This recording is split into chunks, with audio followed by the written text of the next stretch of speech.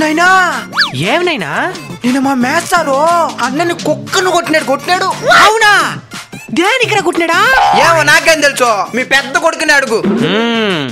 రే పెద్దడా, ఏమినైనా ఏమిరా నిన్న మేస్తారు నిన్ను కుక్కను కొట్టినాడంట? ఈడే చెప్పేసి ఉంటాడు.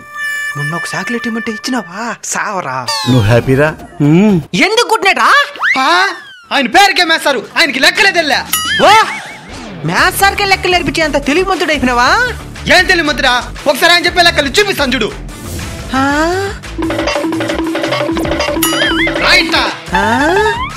తేజీ వేతలని చెప్పినాడు. 432 నుంచి 199ని తీసేసినాడు. ఎట్టా? 2లో నుంచి 9 పోదు కాబట్టి పక్కనోడి కాడ నుంచి ఒక టప్పు తీసుకోమన్నాడు. బాగానే ఉండదు. 2కు ఒక టప్పు ఇస్తే ఎంత? 3 అవుతుంది. ఆయన 12 అని చెప్తున్నాడు. సరే తాను కూడా 3లో నుంచి ఒక టప్పు తీసుకున్నాం కాబట్టి 12 అవుతుంది. 12లో నుంచి 9 పోతే ఎంత? 3. ఇంకేడ ఒక టప్పు ఇచ్చేసినాం కాబట్టి 2 ఉంటుంది. 2లో నుంచి 9 పోదు కాబట్టి 4 దగ్గర నుంచి అప్పు తీసుకోమన్నాడు. అంతే కదా? ఏంటంతే?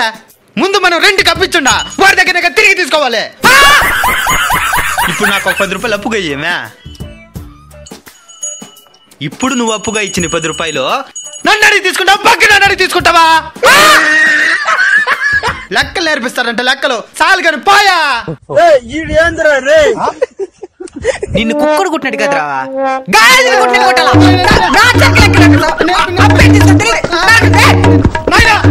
అప్పుడు నీ చిన్న కొడుకు ఏమైనా ఇచ్చింది అనుకునేవా? వాడిని కూడా తెలుగు సార్ కాకిని కొట్టాడు. నిన్నెందుకు కొట్టినాడ్రా? ఆయన ఎంత ఒక తెలుగు సారు. ఏమైందో చెప్పు. తెలుగు సార్ తెలుగు చెప్పాలా? అచ్చగాని ఎప్పుడు చూడ సమోసాల గురించి చెప్తా ఉంటాడు. సమోసాలా? నాయనా అది సమోసాలు కదా నాయనా, సమోసాలు.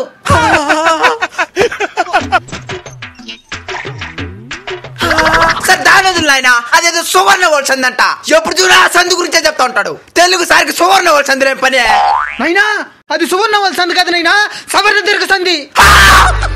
నిన్ను కాకిని కొట్టినట్టు కదరా? ఇంకా నల్లగా ఏముంటదరా? దున్నపోతు.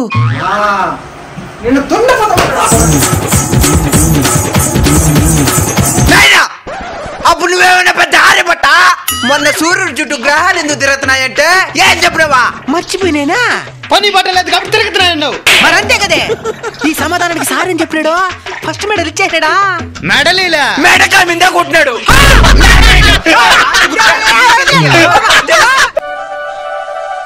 అప్పా ఈ కష్టాలన్నీ మనకైనా. ఆదివారం తాకూడదు, కైలో పని రెడీగా పెట్టుకుంటాడు నాయన. అన్నా అసలు ఆదివారం ఎందుకు లీవ్ ఇస్తారు?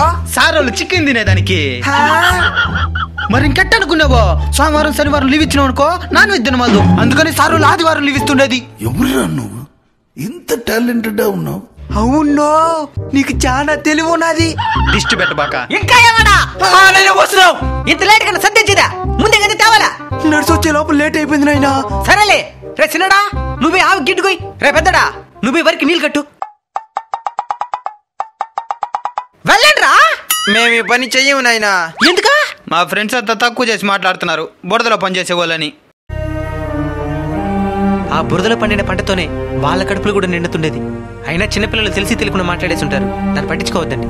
తెలిసి మాట్లాడినా తెలియకుండా మాట్లాడినా ఇది బురదే కదా. మేము ఇంక బురదలో పని చేయము నాయన. మీలాగనే ప్రతి ఒక్కరూ అనుకుంటే ఏం తిని బతుకుతారు? టెక్నాలజీనా? మట్టి బురద అయితేనే పంట పండుతుంది, అలానే మన బుద్ధి బురద అయితేనే మన పాపం పండుతుంది. ఏ రోజు మనకు అన్నం పెట్టే వృత్తిని తక్కువ చేసి మాట్లాడకూడదు. మీరు ఈ బురదకే ఇలా ఫీల్ అయితే డ్రైనేజీలలో పనిచేసే వాళ్ళు ఏ విధంగా ఫీల్ అవ్వాలి? వాళ్ళు లేదంటే ప్రపంచమే అపరిశుభ్రంగా మారిపోతుంది. మన కడుపు నింపే ఏ పనైనా మనం దైవంతో సమానంగా చూడాలి. ఎవడైనా తక్కువ చేసి మాట్లాడితే వాడికి బుద్ధి వచ్చేలా సమాధానం చెప్పాలి, కానీ తల్లి లాంటి వృత్తిని వదిలేయకూడదు. సరేనైనా, ఇంకెప్పుడు మన కడుపు నింపే పని గురించి తక్కువ చేసి మాట్లాడవునైనా. మనం చేసే పని పక్కవాడికి వికిలింతగానే ఉండొచ్చు, కానీ అదే మనకి ఆ భగవంతుడి కౌగిలింత. ఏ రోజు మీరు చేసే పనిని తక్కువగా అనుకోవద్దండి. అలానే పక్క వాళ్ళు చేసే పనిని కూడా గౌరవించడం నేర్చుకోండి. జై హింద్.